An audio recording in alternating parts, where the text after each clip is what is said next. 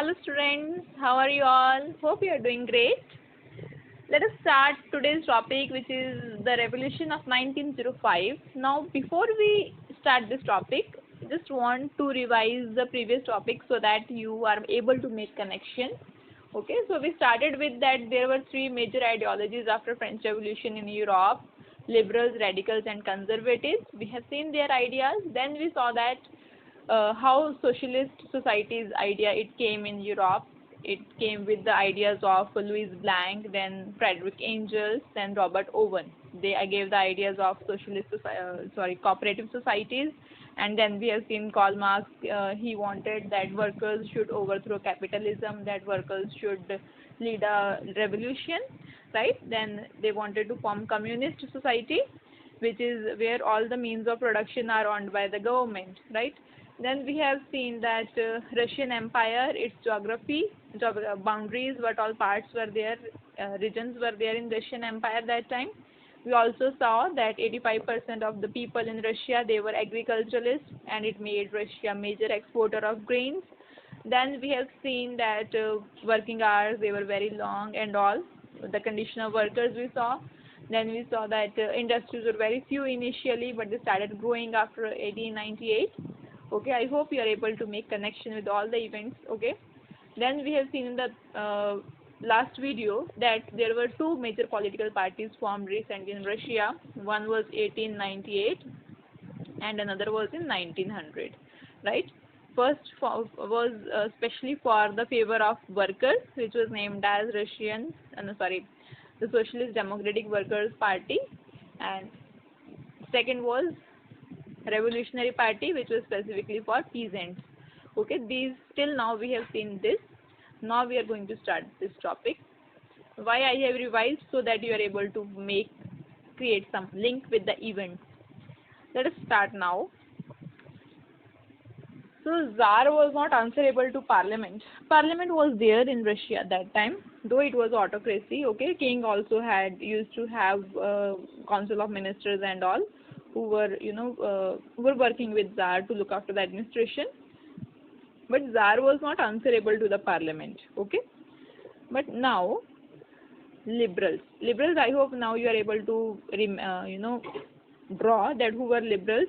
All those people, those who were in the favor of tolerating all the religions in the country, but they were not called Democrats because they did not believe in universal rights, franchise, or the rights of women, political rights of women. Okay, so liberals along with social democrats. Now this party, which was first formed, social democrats, those who were struggling for the rights of workers, and socialist revolutionaries. Revolutionary means second political party. We have seen those who formed, those who were with peasants specifically. They all means all these three, liberals, social democrats, and social revolutionaries, they all worked with peasants and workers. Okay, so means with peasants who would have worked, the revolutionaries, and with workers, social democrats. So they worked with peasants and workers during the revolution of 1905 to demand a constitution. Now make connection with their demand, and with the first line we have seen in first line that Tsar was not answerable to the Parliament. Now what demand they are putting forward? To have a constitution. Okay, because if they will have constitution, because by demanding constitution they wanted that there should be some restrictions on the powers of the king. Okay, it should not be that king has absolute power. Okay, so they wanted to put some restrictions, some limitations to the power of king, and by this, when king will have to follow constitution, he will become answerable. Okay, so this is why they wanted or they demanded constitution. Now we will see that who supported this demand or who supported them. They were also supported in the empire by nationalists, other nationalist leaders, and by Jadidists. Who were Jadidists? Jadidists were people, you can say, reformers in Muslim religion. Okay, so Jadidists were Muslim reformers, those who wanted to modernize Islam in their life. Okay, so as in each religion we have the religious heads, right? In Hinduism we have pandits and all. Okay, in Sikhs we have gurus. Okay, so in the same way, Zaydis were people, Muslim leaders, those who wanted to modernize Islam. So these people, nationalists and Zaydis, they also supported this demand of constitution by the liberals, Democrats and revolutionaries. Hope you are getting. Now, 1904 was a very bad year for Russian workers. Now, topic is the revolution of 1905. Now, how the question comes here, what were the events which led to the revolution of 1905? Okay, so these are the events which are leading to the revolution of 1905. Okay, that's why we are studying the year 1904. It was very bad year. Why? Because especially for workers, because prices of essential goods arose so quickly that real wages declined by 20%. Now, what does this mean? Essential goods means, we all say that let us say that one worker is earning 2,000 per month. Okay, and when the prices of essential goods rose, that time also salaries remained same. Okay, but the prices rose by 20%. Now, what does this mean? If those people, they were able to buy their all essential goods with 1,000 or 2,000, whatever, 1,500, now they are not able to buy. Okay, now they have to pay 1,200. Okay, so this is called the decline in real wages. Okay, that they are getting salaries same, but the essential whatever is essential to them, they have to buy. Means it is very necessary to buy those things, their prices rose. So what we call it? We call it as decline in the real wages. Okay, their real wages are declining. So real wages of the workers declined by 20%. So the membership of worker associations increased dramatically. Hope you remember that we have seen that in different parts of Europe, in different countries, workers formed their unions, and these unions, they were used to raise funds, right? I hope you remember. They were used to raise funds. Why to raise funds? So that whenever there is any hard time for any member of the union, that time those funds could be used by those people. Okay, so means that money only, they were used to save money by contributing some amount monthly or weekly, whatever, so that whenever there is someone is in need, that money could be used. Now at this time, as this year it was specifically very bad for Russian workers, at this time the entry of workers into these associations, it rose dramatically. More and more workers, they started becoming member of such unions. The Assembly of Russian Workers was formed in 1904. Okay, Russian workers, they formed one assembly in 1904. When 4 of its members were dismissed at the Putilov Iron Works, there was a call for industrial action. There was one workers' union named as Putilov Iron Works. Okay, Putilov is just the name of that industry where that union was. From that industry, there was 4 members were dismissed. Okay, sorry, I said previously from the union, but from that industry, from that Putilov Iron Works industry, 4 members were dismissed. Dismissed means they lost their job. There was a call for industrial action. So all those workers, now hope you again remember, when we were studying about workers, they were divided on different bases, but whenever there was a situation when they had to go for protest or strike, etc., they were used to unite.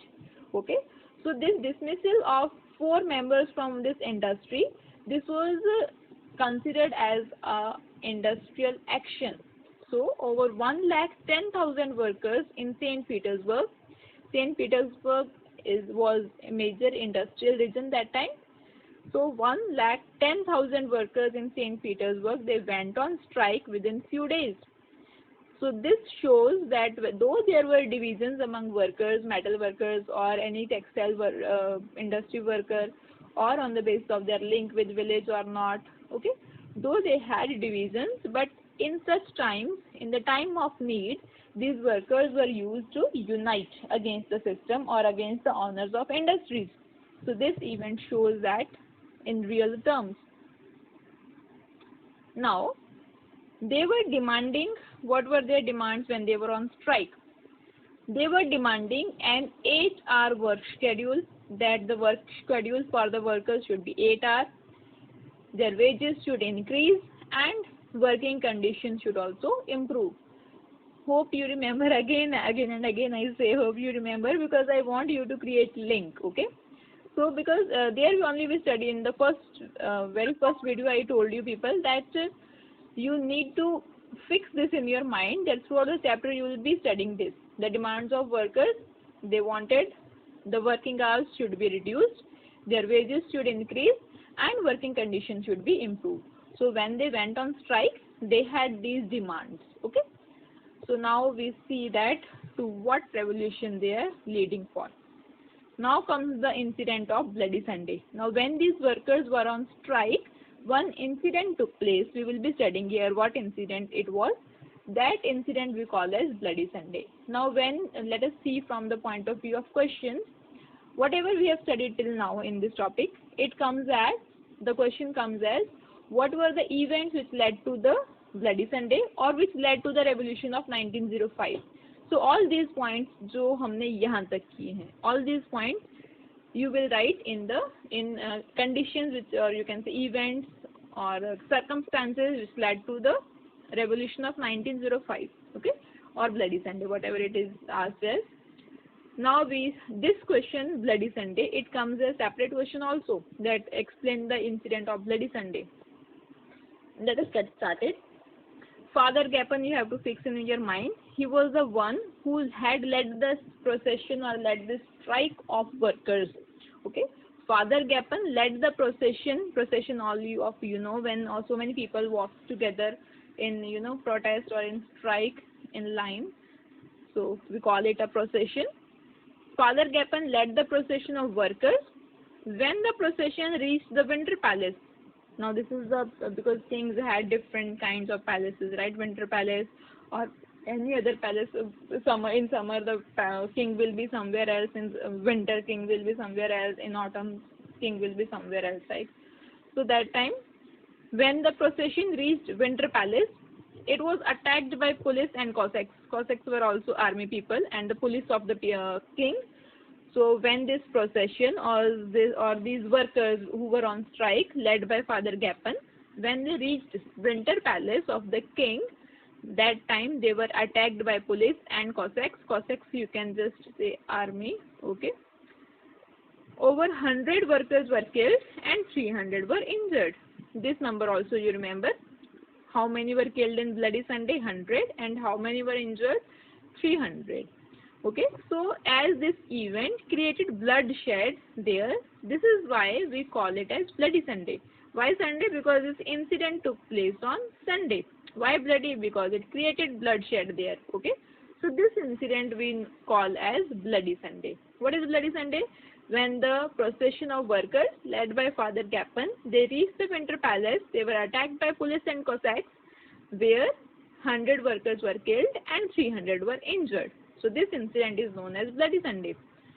Now this Bloody Sunday was just part of the revolution 1905. Okay, Bloody Sunday is not the only. You can say Bloody Sunday is not the revolution. Bloody Sunday was one incident which took place during the revolution of 1905.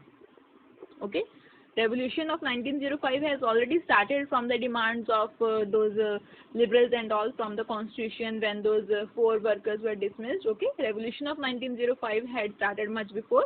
Now this is one incident which took place during 1905 revolution.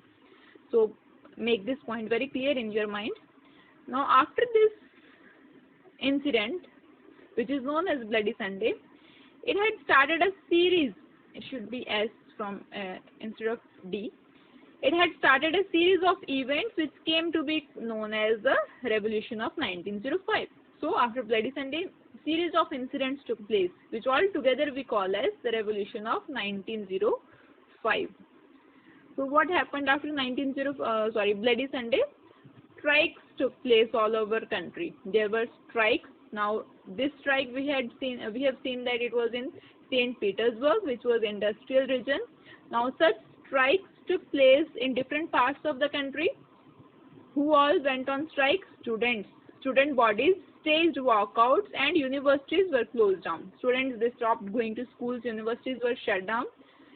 Major demand of a student was they were not given civil liberties. Okay, so they started walking out and demanding for more liberties. Lawyers, doctors, engineers, and other middle class workers, they also formed the Union of Unions. This is a name, okay, name of the organization was which was formed by these professionals, lawyers, doctors, engineers, and other middle class workers. They formed Union of Unions, and what was their demand? They demanded a constituent assembly. Okay, so this is all what happened just after Bloody Sunday. What happened? Strikes took place all over Russia. There were walkouts by students. Universities were closed. They demanded more liberties. Then other professionals such as doctors, lawyers, etc. They also formed Union of Unions, and they demanded the formation of constitution. This was the event of Bloody Sunday, and what happened after that? Now, major incident, major effect of the Bloody Sunday was, which we call as just after Bloody Sunday. What happened? The question can also be asked: what happened after Bloody Sunday, or what was the result of Bloody Sunday? As a result, Duma was formed. Duma, as I told you before, that in Russian language, parliament is called Duma. Okay. So now Tsar allowed the creation of an elected consultative parliament, Duma. Before that there was Duma, but that was not elected one. Okay, it was just all those people, those who paid services to the king or to the Tsar, they were just given positions in the administration. Okay, but now king agreed for elected consultative parliament. Okay, that these members of parliament, they will be elected, and king will consult with them, means king will not have absolute power. Okay, so most of the committees and unions which were formed during this period, they were declared illegal after 1905. So all those committees, we have seen political parties also formed before this, and unions etc. by workers, they were all declared as illegal, and hence many of them continue to work unofficially. We have already seen that before 1914, all the political parties or organizations, they were illegal. Okay, so they continued working as unofficial bodies, or you can say by hiding and all, right? Just taking all their you can say procedures and all just secretly, right? The Tsar imposed several restrictions on political activities. The first Duma was dismissed within 75 days. That time, to control the situation, king agreed that yes, we will have consultative parliament body. But जैसे situation, you can say, it was under control. Tsar dismissed that Duma and re-elected second Duma. Second Duma was re-elected, which was again dismissed within 3 months. Okay. First Duma was dismissed within 75 days, and the re-elected second Duma was also dismissed with 3 months, because king was not feeling comfortable. We cannot say comfortable here, because king was not ready to actually use or share his powers with Duma or elected representatives of the people, because he was not into habit, right? Suddenly his powers, he had to start sharing his powers with people. Otherwise he was just using by the way whatever he wanted. Now Tsar then changed the voting laws, and the third Duma was packed with conservative politicians. Now Tsar changed the voting laws. Might be before voting law rights were given to, mostly it could be to all the adult citizens, but then he changed voting laws and packed third Duma with conservative politicians. Hope you are able to connect to why conservatives. Because to have liberals and radicals in the parliament will obviously lead to lesser powers with the king, right? We know their ideologies. Why conservatives? Because conservatives wanted that yes, there should be change, but that change should not be revolutionary. Okay, they wanted that change. With change, first of all, the change should be slow change, gradual change. At the same time, we must respect our past also.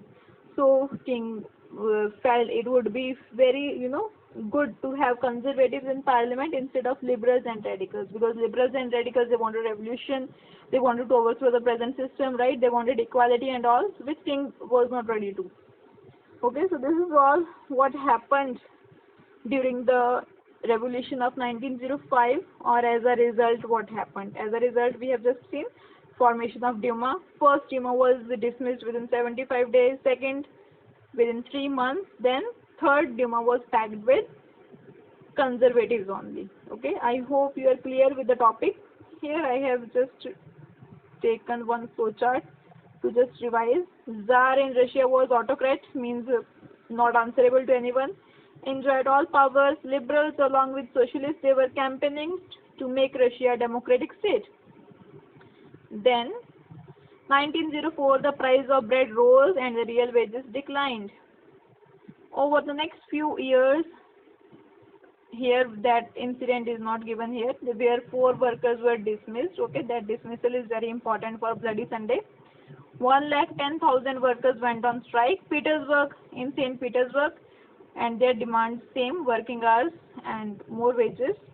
When the procession led by Father Gapan reached Winter Palace, they were attacked by police. About 100 were killed, 300 were injured. Then this incident came to be called as Bloody Sunday. This is how one painter has shown the procession of workers being attacked by police before the Winter Palace. This is the Winter Palace, and this police, they are being attacked by police. Okay, hope you are done with the topic. You have understood also. If you have any doubt, please let me know in the comment section. See you very soon in the next video. If you really understood, if you like the video, please click on the like button and subscribe to my channel.